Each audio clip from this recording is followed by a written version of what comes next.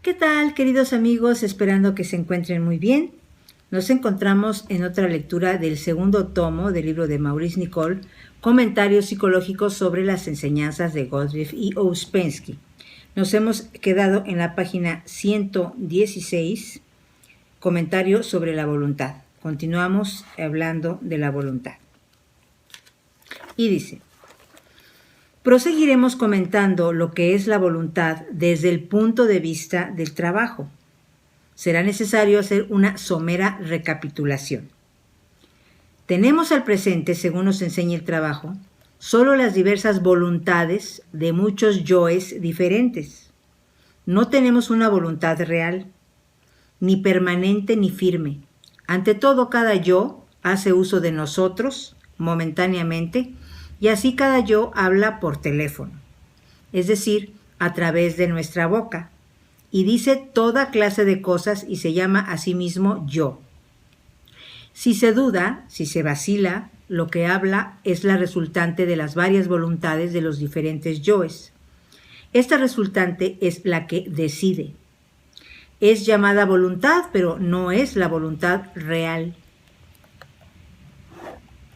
Es una componenda entre muchas voces diferentes, como un parlamento, que significa un lugar donde se parlamenta. El voto final es la resultante de muchos partidos diferentes, de muchas voluntades y deseos diferentes. Este es el estado de lo que llamamos nuestra voluntad. Pero la voluntad real no puede ser una resultante, porque la voluntad en su sentido cabal es ama y está por encima de los deseos de vida y de todos los yoes de vida. En una oportunidad, Gottlieb nos estaba hablando sobre el propósito. Preguntó a la gente que lo rodeaba cuál era su propósito. Las personas que estaban presentes dijeron diferentes cosas, tales como el deseo de ser siempre feliz o de hacer el bien a los otros y así sucesivamente. Alguien dijo: quiero ser dueño de mí mismo. Gottlieb dijo que este era un verdadero propósito. Esto, dijo en pocas palabras, es lo que busca el trabajo. Se lo puedo enseñar si tiene suficiente voluntad como para hacer frente a todas las dificultades que es preciso vencer para lograrlo. La voluntad real es posible porque existe en el hombre. Es el amo, pero el hombre está separado de ella. Aquí hay una pequeña como pirámide que dice amo, yo real, voluntad real, mayordomo, mayordomo delegado, los muchos yoes de la personalidad. A ver si les puedo mostrar.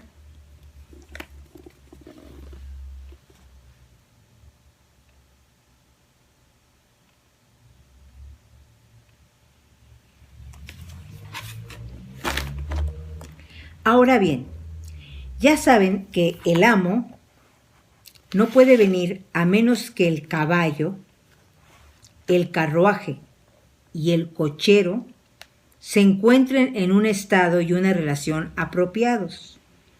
El cochero debe salir de la taberna y eventualmente subir a la cabina. Ese es el primer paso. Reflexionemos una vez más sobre este primer paso.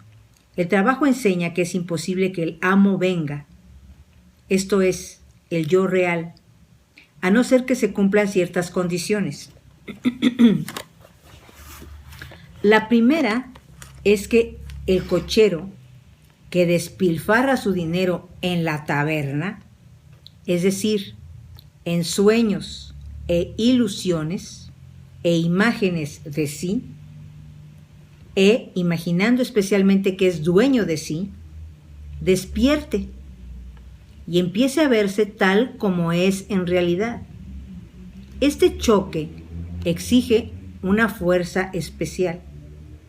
Quiero decir que la gente puede formar parte de ese trabajo y sin embargo permanecer años en la taberna soñando y pretendiendo que está trabajando. Añaden meramente al trabajo, como un adorno más, sus propios sueños. Empero, No se puede hacer uso del trabajo de este modo por mucho tiempo. En el pleno acrecentamiento de la personalidad, es muy posible imaginarse que se puede alardear de un nuevo adorno o hacer uso del trabajo de una manera u otra. El trabajo, sin embargo, es muy antiguo y conoce perfectamente cuanto le atañe, y no hay posibilidad de que nadie lo engañe. Pero para comprenderlo, es necesario admitir que existe algo superior a uno mismo. El trabajo proviene de lo que es superior. Si una persona no tiene una relación interior con el trabajo, no puede verlo, sentirlo o experimentarlo en sí misma como el comienzo de la conciencia real. Esto es, la conciencia de trabajo. Entonces, naturalmente, cabe la posibilidad de que se establezca un contacto equivocado. Esta es una situación siempre peligrosa si la fuerza del trabajo es eliminada. Las cosas pueden derrumbarse de golpe al estar fundadas en las arenas de la falsa personalidad. Lo digo ahora porque constituye el tema de estos comentarios. La voluntad real, es decir, el amo, proviene de lo alto, no de la vida y su nivel de intereses. Si una persona no tiene en sí lo alto, en su pensamiento y perspectivas, no tiene probabilidad alguna de tocar la conciencia real o el yo real. Comprenderán por qué esta cuestión interesó tanto a Gurdjieff. Deseo ser dueño de mí mismo. Ser dueño de sí, según la enseñanza del trabajo, significa que se tiene al amo en sí mismo. Y esto es solo posible si el cochero, el caballo y el carruaje están en condiciones correctas. Luego, tal como lo dice el trabajo, el cochero, sentado en la caja, con las riendas en las manos y los arneses bien colocados, puede, echando una mirada a su alrededor, encontrar al amo sentado en el carruaje. Pero es preciso, como lo oí una vez, dirigir el carruaje de la manera que parezca más conveniente. Se debe empezar a dirigir el carruaje antes de que haya recibido órdenes del amo. Veamos de dónde proviene el amo, es decir, el yo real, que nos falta a todos y al que seguimos inventando de tantas maneras insatisfactorias. Si se conociera en realidad, si se sintiera en realidad, si se supiera realmente a dónde ir, ¿no sería acaso maravilloso? El yo real desciende de lo alto, tal como lo muestra el diagrama. Amo, yo real, voluntad real. Después mayordomo, mayordomo delegado y los muchos yoes de la personalidad hasta abajo. Vuelvo a leer, amigos. El yo real desciende de lo alto, tal como lo muestra el diagrama. Por eso se ha dicho que si uno no tiene ninguna idea acerca de algo que esté por encima de sí mismo, le será imposible llegar a su realidad y significado, esto es, al yo real. Será siempre una imagen inventada dentro de sí, se sentirá inquieto. Si tiene una fachada bien presentada, gastará mucho dinero para pintarla y refaccionarla una y otra vez, por así decirlo, y saldrá todos los días a la vida tan aseado como le sea posible, pero interiormente estará completamente vacío. El trabajo no se ocupa de estas cosas. Se ocupa de hallar dónde está un hombre y qué es. Se ocupa de desenvolver conexiones que se han perdido. Puede decir, si gusta, que se ocupa de que un hombre se halle a sí mismo, pero no exactamente en el dinero o la posición o en los asuntos que procuran éxito. Me pregunto si alguno de ustedes ven lo que quiero decir aquí. Las invenciones, los pseudosíes, etc., son muchos. Exige mucho tiempo penetrar debajo de ellos y separarse de ellos. ¿No es en realidad mucho tiempo? ¿Por qué? Porque no es una cuestión de tiempo, sino de sinceridad consigo mismo. Se puede profesar el trabajo y decir pestes de él. ¿Es esto ser sincero consigo mismo? Esta rama del trabajo se resiente severamente de esa clase de alabanzas fingidas. Conviene subrayarla ahora que, como se dijo, si toca este trabajo hasta cierto punto y si en verdad carece de sinceridad hacia sí mismo, puede volverse muy peligroso. Puede matarlo, dijo Woodruff una vez. Confieso que la falta de sinceridad interior de la gente que profesa el trabajo me deja atónito. Ahora bien, ¿qué significa la sinceridad interior en relación con llegar al yo real, es decir, a la voluntad real? ¿Ve por sí mismo alguna relación? Supongamos que no es sincero consigo mismo y que siempre finge e imita la sinceridad por no tener sinceridad alguna en sí mismo. ¿Tiene alguna posibilidad de llegar a alguna cosa? Supongamos que toma el trabajo como algo que le conviene temporariamente. ¿Acaso lo conducirá a algún lugar? Por cierto, no. Sí, pero ¿por qué? ¿Aún no ha reflexionado sobre este particular? ¿No han visto por sí mismos que en ese trabajo no irán a ninguna parte salvo por medio de la observación interior y la sinceridad interior? Es extraño que sea preciso decirlo. Aún me sigue extrañando después de muchos años que la gente crea que es posible pertenecer a este trabajo sin trabajar, o que pueden pertenecer al trabajo fingiendo trabajar, lo cual es peor. Aún no lo puedo entender. Y por cierto, no comprendo a esa clase de gente que no llegó a captar lo que pretenden. Es inútil hablar de ello. Quizás sea así, quizás no lo sea. Se necesita cierta pureza de sentimiento, y si no existe, no existe. Y si existe, existe. De otro modo, todo se convierte en una mera controversia. ¿Se ve o no se ve? ¿Se siente o no se siente? ¿Se comprende algo o no se comprende cosa alguna? ¿Se planta algo o no se planta nada? ¿Algo crece o no crece? No hay argumento posible. O es o no es. O vale la pena o no vale la pena. O se lo desea o no se lo desea. O se lo valora o no se lo valora. No hay discusión posible. La persuasión es inútil. Una persona a quien se persuade es peor que nada, tanto para ella como para el trabajo. Es posible comprar una persona por un tiempo, pero no es precisamente lo conveniente.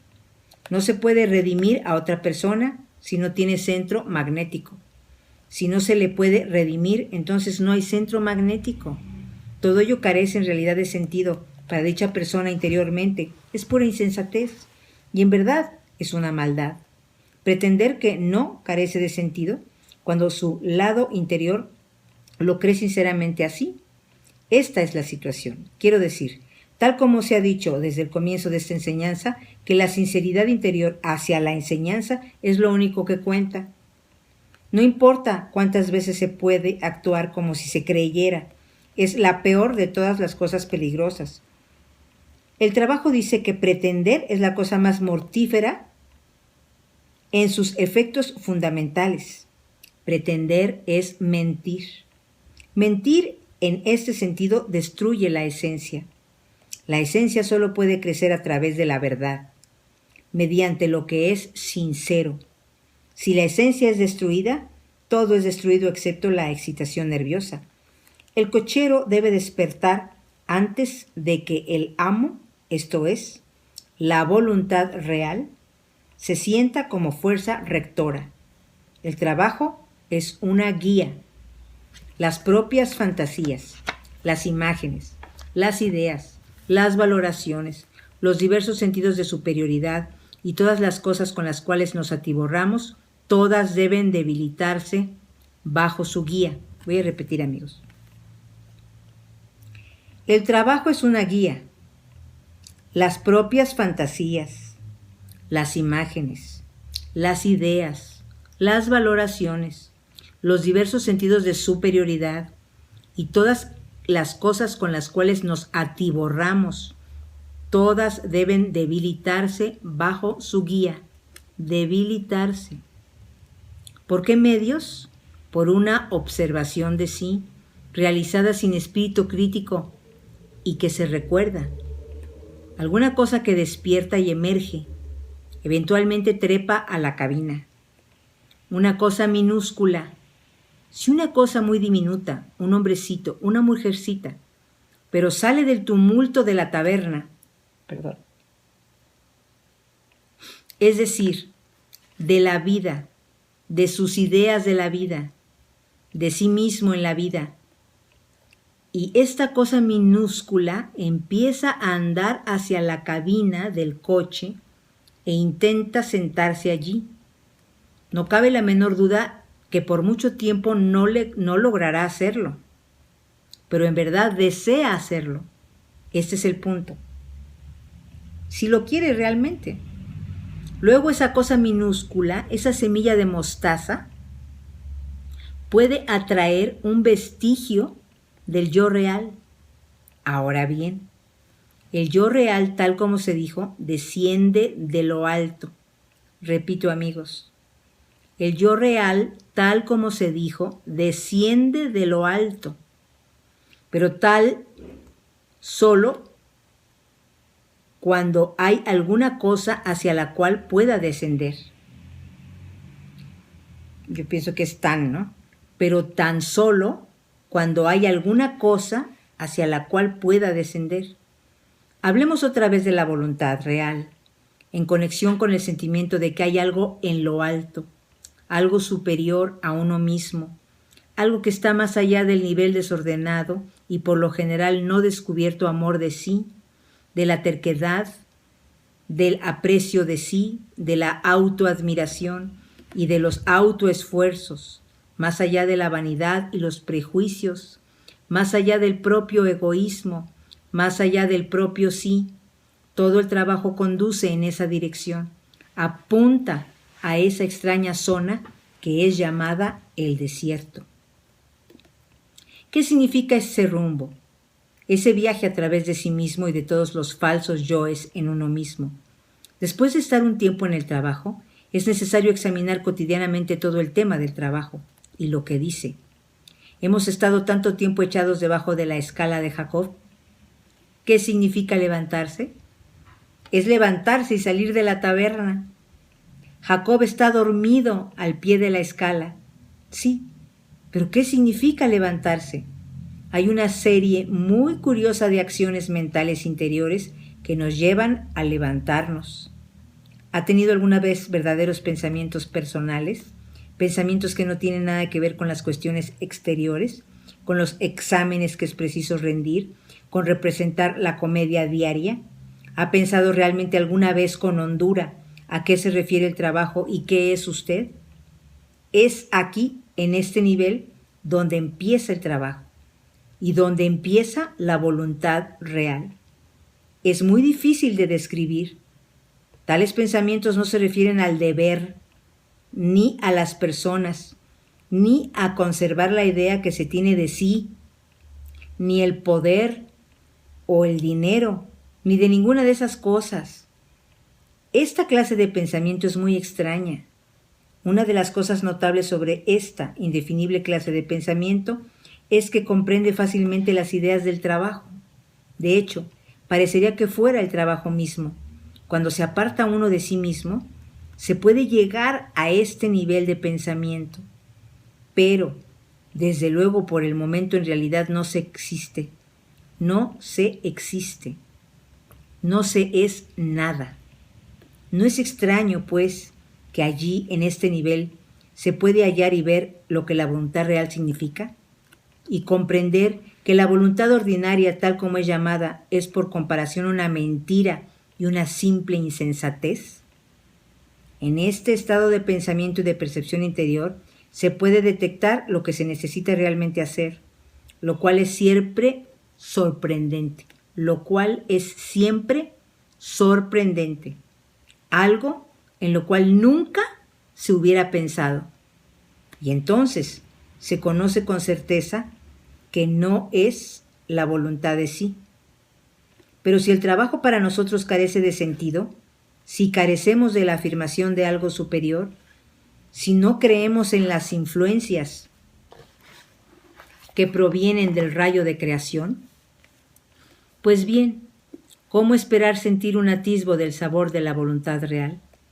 ¿Cómo, si se niega lo desconocido, esperar sentir lo que aún no se ha conocido?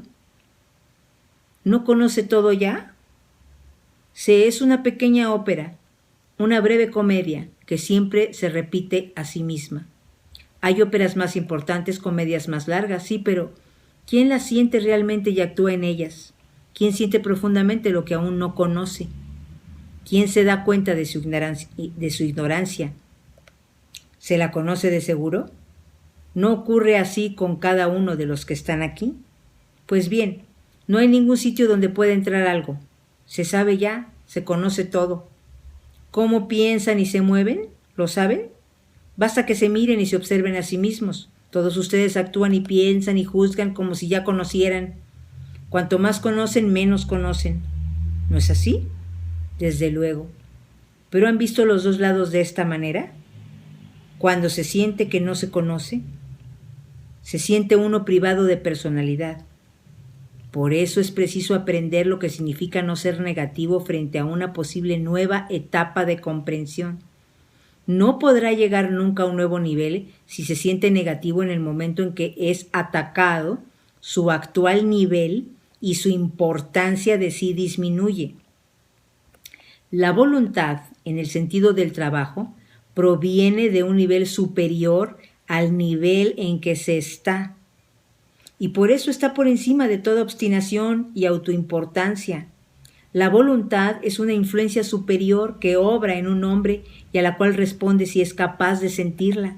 Pero, si se tiene la seguridad de conocerla ya, ¿cómo se puede dejar sitio a alguna cosa nueva? Es conocer de este modo lo que detiene la nueva voluntad en el momento de entrar. Basta cambiar el conocer para sentir que penetra una cosa nueva y a menudo extraña, a condición de no ser negativo. Esto es no ofrecer resistencia. La gente suele decir muchas veces que no conoce, que es ignorante, pero ¿creen ustedes que quieren decir esto en realidad? ¿Creen realmente no conocer? ¿No se dan cuenta de que todos sus juicios y su manera interior de encarar los problemas en la vida se fundan en la idea de que ya conocen? Y así, a consecuencia de ello, de esta mezcolanza de conocimientos equivocados adquiridos, vivimos y condenamos y peleamos y matamos y discutimos y hablamos. Todo esto es nuestra máquina. ¿Y no han observado que la mayoría de las máquinas parece haber sido creada para la desdicha? Nos hablan de estudiar nuestras máquinas. ¿No han empezado a separarse de sí mismos, de su máquina? ¿Cómo? Si aún no lo han hecho, esperan saborear la voluntad real, el amo. No hay sitio para él. ¿Acaso no lo saben? Si pasan el día charlando y criticando como si conocieran, ¿no han advertido aún que no conocen, que en realidad no tienen la más remota idea y que pasan todo el día diciendo disparates y mintiendo? Pero no. ¿Pero por qué? Porque no hay atención de sí, ni sinceridad interior, ni dolor de sí mismo, por esa cosa a la cual uno está atado como a una enorme máquina de ruedas giratorias de pensamiento y sentimiento. ¿Cómo puede visitarnos la voluntad real cuando se está tan identificado con toda la maquinaria y se sigue diciendo que es yo y que éste conoce, y se sigue sintiendo que se conoce y se sigue actuando como si se conociera? Sorpréndese a sí mismo en el momento en que dice algo. Es preciso que la falsa personalidad se disuelva y con ella toda su imaginación e ilusiones.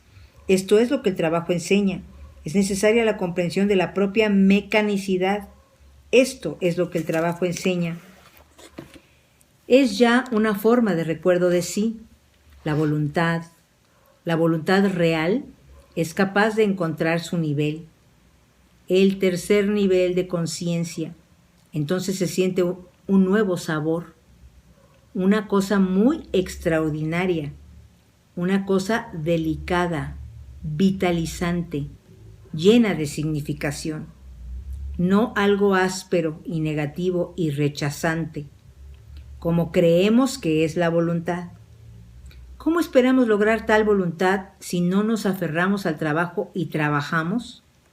Si nos identificamos con todo en nosotros mismos, si pensamos que somos ya conscientes y poseemos la voluntad real, si creemos conocer y ser capaces de hacer, si creemos que somos una unidad, si vivimos contentos en nuestras emociones negativas, si siempre le echamos la culpa a alguien, si nos atribuimos 101 cualidades que son puramente imaginarias, si nos justificamos a nosotros mismos a todo lo largo del día, si nunca nos observamos a nosotros mismos, si nunca nos recordamos a nosotros mismos, entonces, ¿qué podemos esperar?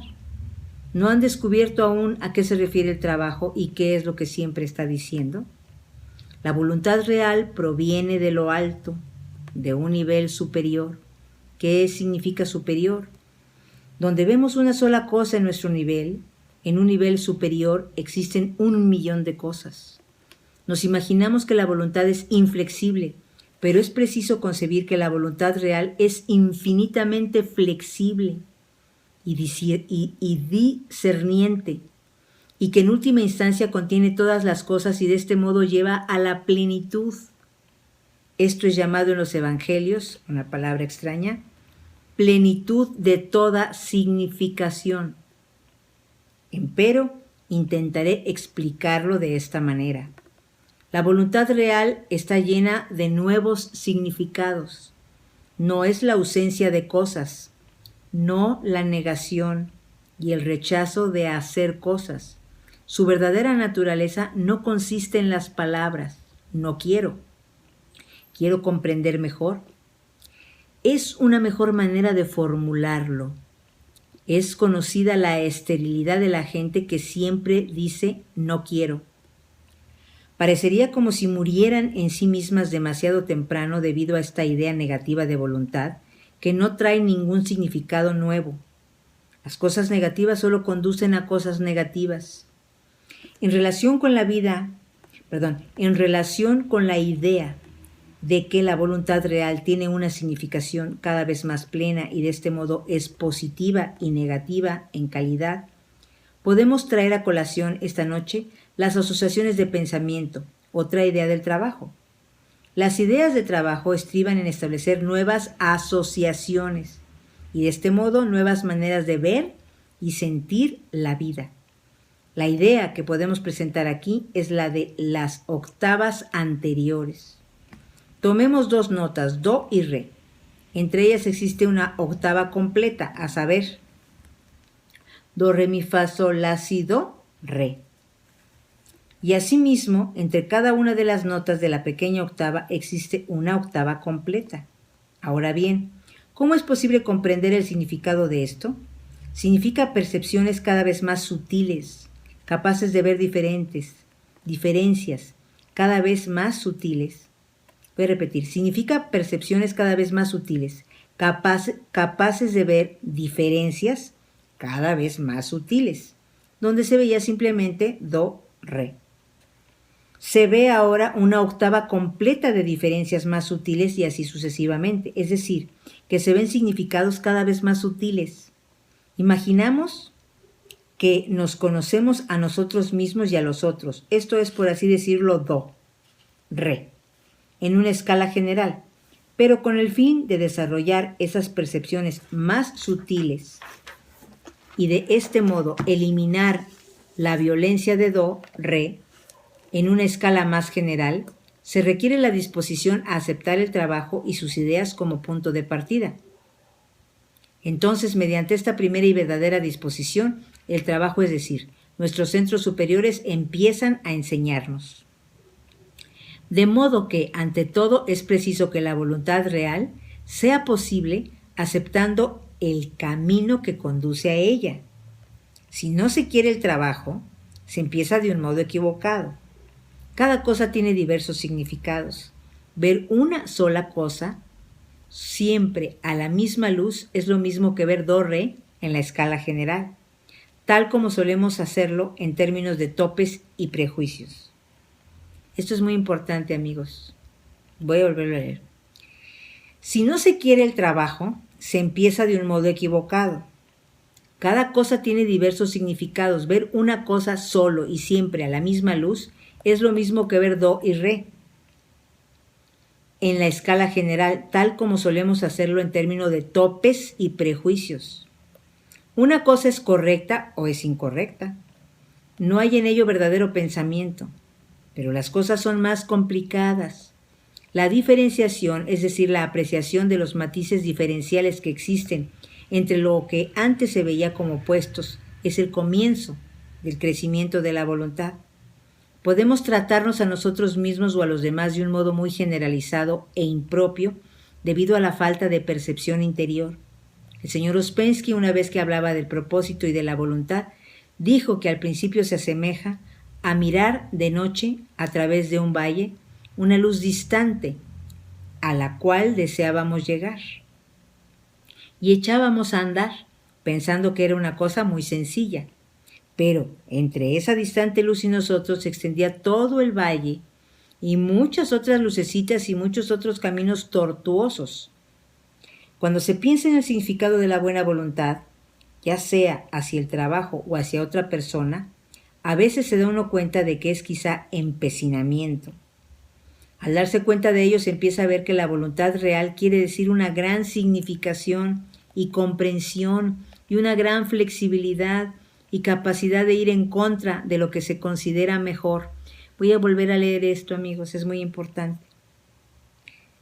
Al darse cuenta de ello, cuando se piensa en el significado de la buena voluntad, ya sea hacia el trabajo o hacia otra persona, a veces se da uno cuenta de que es quizá empecinamiento. Al darse cuenta de ello se empieza a ver que la voluntad real quiere decir una gran significación y comprensión y una gran flexibilidad y capacidad de ir en contra de lo que se consideraba mejor. Ello requiere la activa paciencia exigida por el trabajo y que es tan fácil de comprender una vez que se deja de tener ilusiones acerca de sí mismo y del propio conocimiento y los propios juicios correctos y todo el resto de las mentiras a cuyo amparo tratamos de vivir. Esta clase de paciencia es llamada en el trabajo la madre de la voluntad. Intentemos ahora reunir las principales ideas expuestas en esta disertación. Muchas veces la gente gusta de hacer cosas, como tiene la costumbre de decir. A esto lo llaman voluntad. Por cierto, tienen indudablemente razón en esta escala, pero muchas veces ocurre que no reparan en las cosas que podrían hacer para sí y de este modo no ven las cosas que están al alcance de su mano ante sus propios ojos. Siguen una línea recta y creen que de este modo dan pruebas de voluntad. No cabe duda de que lo es en pequeña escala. Pero todos ustedes ven que es posible no reparar en muchas cosas apegándose a la estrecha línea de empecinamiento y tomándolo equivocadamente por la voluntad real. Es, claro está, voluntad de sí o empecinamiento, salirse con la suya, ser eficiente, ser el primero, etc. Pero la voluntad real es diferente. Es, por su sabor, muy suave. Si por la reflexión nos damos cuenta de que la consideración externa es comprender la existencia de los otros y ver sus dificultades según la comprensión de las propias dificultades y obrar de acuerdo con ello, si se puede hacerlo, se comprenderá por qué dije en la disertación anterior que la voluntad real y la consideración externa están estrechamente relacionadas. Ver a otra persona prescindiendo de lo que se desea ver y hacer es recibir nuevas impresiones. Percibir nuevas impresiones es un incremento de significación, en realidad, una nueva octava de fuerza. Resolver un problema prescindiendo de la voluntad de sí o empecinamiento, prescindiendo de hacer la propia voluntad, ver una solución debido a un nuevo insumo de significación. Es una de las ideas de voluntad en el trabajo. ¿A qué se asemeja? Pregunté al señor Ouspensky la voluntad real. Me contestó, se asemeja a ver la solución de difícil problema de matemáticas. Ello significa que es una fuerza que une a las cosas en un acrecentamiento de significación. Es preciso recordar que en los centros superiores no hay opuestos, no hay contradicciones. Traten de imaginar a qué se asemejaría sentir las influencias de los centros superiores, en las cuales no hay ni opuestos ni contradicciones. Luego piensen en el nivel de voluntad al que tomamos por voluntad, esto es, la voluntad de sí o empecinamiento. Todo el trabajo, toda la reflexión y sentimiento de la enseñanza esotérica conducen a la voluntad real, esto es, al amo. A no ser que acepten voluntariamente el trabajo por medio de la buena voluntad, nada se opondrá a que se alcance el amo. Por eso he hecho tanto hincapié sobre la cuestión de la sinceridad interior en lo que concierne al trabajo. Es por eso que la octava del trabajo empieza con la valoración de las ideas del trabajo y tiene su punto de partida en el nivel de ser de un hombre que posee el centro magnético. Esta es la primera señal de un ser especial. Aquí nos vamos a quedar, amigos. Continuamos en la página 123. Nota introductoria al comentario sobre la voluntad número 3. ¡Qué maravilla, amigos! Está fuertísimo. Fue muy grave, muy largo el comentario, muy grande, y es por eso que voy a tratar de ser breve, ¿no? Yo creo que es una cosa muy hermosa, ¿no? Porque, bueno, en primera de cuentas nos está pidiendo sinceridad, ¿no? Si queremos seguir este trabajo. Sinceridad para desprendernos de todas nuestras negatividades, de nuestras falsas personalidades, de ir observando la voluntad de nosotros, que es empecinamiento, de hacer las cosas como nosotros queremos, como nosotros juzgamos, como nosotros pretendemos que se deben de hacer las cosas. Aquí nos está hablando que tenemos que partir de creer en algo superior a nosotros, de un Dios, de una fuerza extraordinaria, universal, ¿no? De algo superior a nosotros.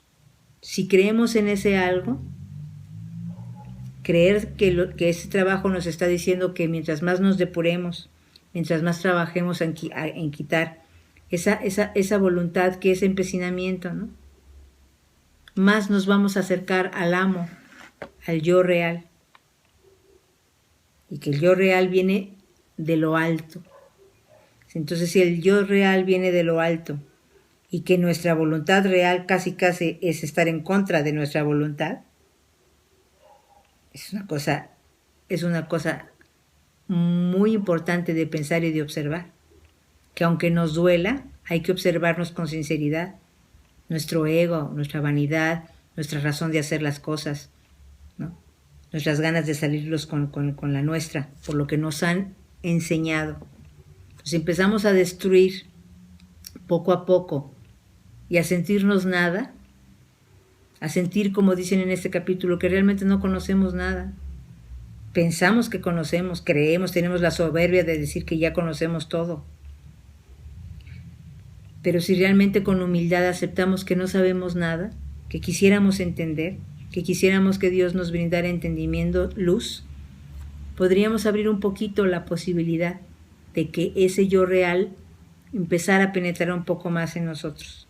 Si nuestra voluntad verdadera fuera ver en el otro ser humano las mismas dificultades que nosotros tenemos, y como dice aquí, no ver un solo camino. A mí me enseñaron que esta persona yo la tengo que rechazar por esto. Abrir ese espacio, ¿no? Porque como dicen, al final del camino vimos una luz y pensamos que eran unos cuantos pasos y que ya llegábamos. Cuando vamos caminando y vamos viendo que es un bosque eterno, ¿no? Inmenso. Así es cuando pensamos de una sola persona, cuando queremos juzgar a una persona en una sola dirección, directamente. Tú eres así, ya, no hay de otra, ¿no?